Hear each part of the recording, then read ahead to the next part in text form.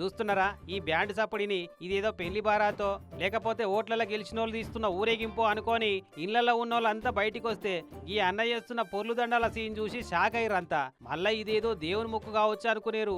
వార్డులున్న cement రోడ్లు డ్రైనేజీలను బాగా చేయరు మా ప్రభు అని అధికారులు లీడర్లకు మొరబెట్టుకునే నిరసనలా పొర్లు దండాలట. కరీంనగర్ సిటీ కిసాన్ నగర్ బస్తీ ఇది. ఇక చూడరాదురు ఎట్లున్నదో ఇక్కడి రోడ్లు డ్రైనేజీలు మ్యాన్హోల్ల పరిస్థితి. పేరు గొప్ప ఊరు దిబ్బ అంటే ఎట్లుంటది భయ్యా అని ఎవరన్నా అడిగితే కరీంనగర్ సిటీలో ఉన్న కిసాన్ నగర్ ను చూపెట్టి ఇగో గిట్లుంటది తమ్మి అని చూపెట్టొచ్చునేమో. పెచ్చలు లేచి పలిగిపోయిన సీసీ రోడ్లు, మూరెడంత మీదికి లేచి తట్టు దాకి పడేసేందుకు తయారున్న డ్రైనేజ్ల మ్యాన్హోల్లు. ఏ దిక్కు చూసినా ఏమున్నది గర్వకారణం అన్నట్టే ఉంది. మరి ఎన్నేళ్ల కిందట వేసిరో రోడ్లు డ్రైనేజీలు ఇక్కడ గాని రిపేర్లకు నోసుకుంటలేవు, కొత్తవి వత్తలేరట.